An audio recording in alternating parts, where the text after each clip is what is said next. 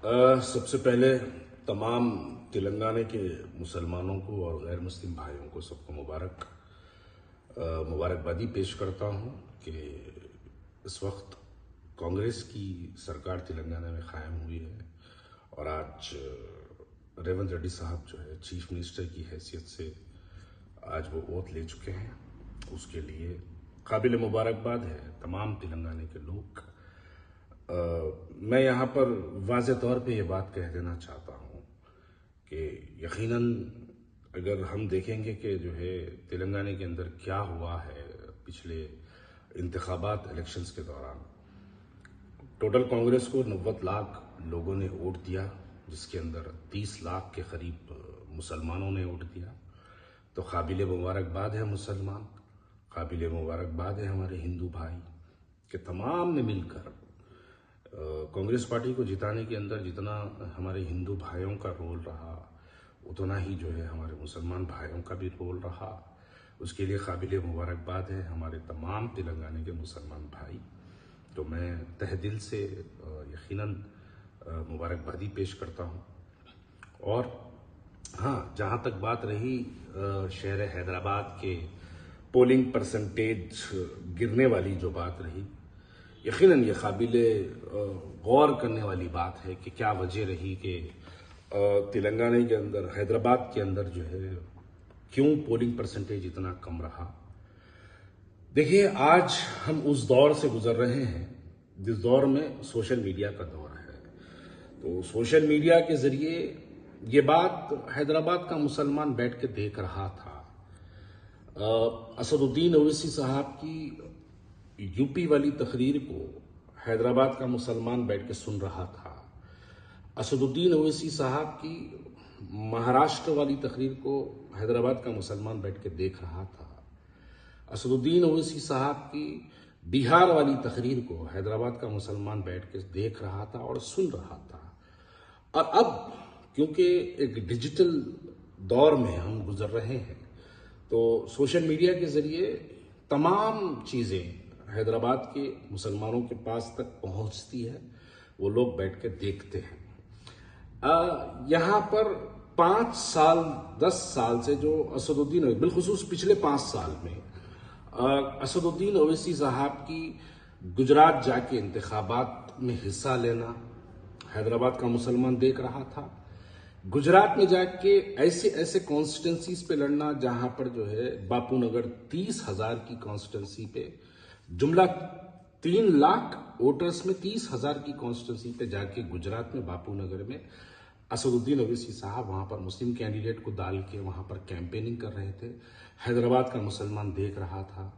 उत्तर प्रदेश में ऐसे कई कॉन्स्टिट्यूंसीज है, 4-4 लाख के कॉन्स्टिट्यूंसीज है, जिसके अंदर जो है मुसलमानों की तादाद सिर्फ 50,000 है। तो हैदराबाद का मुसलमान वो भी देख रहा था। हैदराबाद का मुसलमान ये भी देख रहा था कि गोशा महल में जो है असदुद्दीन ओवैसी साहब ने वहां पे अपना उम्मीदवार नहीं उतारा, ये भी हैदराबाद का मुसलमान देख रहा था। तो इन तमाम चीजों को देखते हुए हैदराबाद के मुसलमान को इस बात का अंदाजा लग चुका था कि कुल हिंद मजलिस इत्तेहादुल मुस्लिमीन को जिस मकसद से हैदराबाद के मुसलमानों ने क़याम अमल में लाया था, जिस बुनियाद पर AIMIM की जो है फाउंडेशन रखी गई थी, वो हैदराबाद के मुसलमानों के दिलों में वो बात गड़ी हुई है कि वो जानते थे कि हम मुसलमानों के इत्तेहाद की बात करते हैं और फिरका परस्तों से लड़ने के लिए कुल हिंद मजलिस इत्तेहादुल मुस्लिमीन का तमाम लोग साथ देते थे।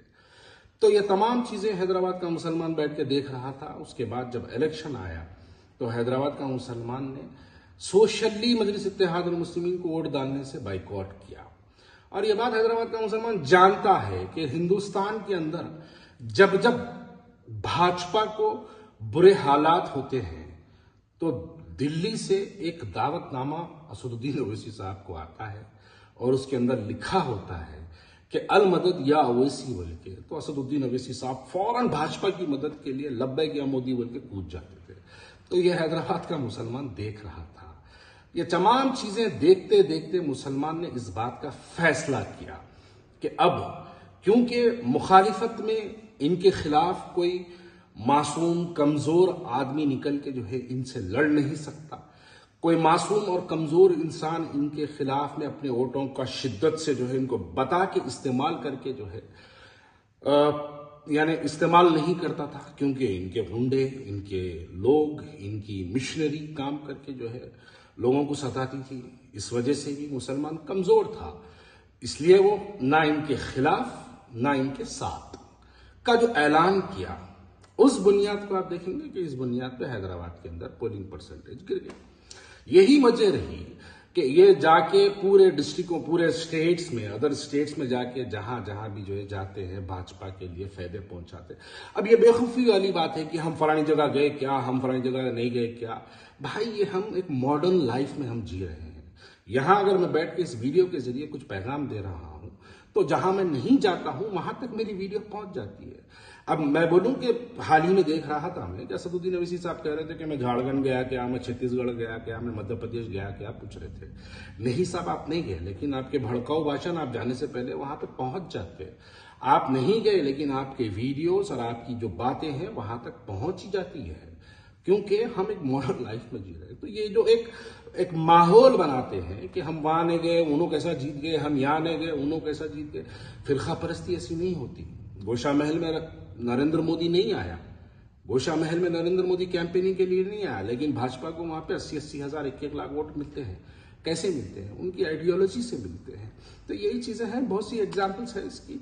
लेकिन ये बात सच है कि यकीनन हैदराबाद का मुसलमान जो है मजलिस इत्तेहादुल मुस्लिमीन की पॉलिसी से बेजार होके, पॉलिसी से इनकी जो है यानी इनकी जो काम करने का अंदाज है इससे बेजार होकर हैदराबाद का मुसलमान इस वक्त इनको सोशली बाइकआउट किया। इसकी वजह है पोलिंग परसेंटेज कम हो चुकी है।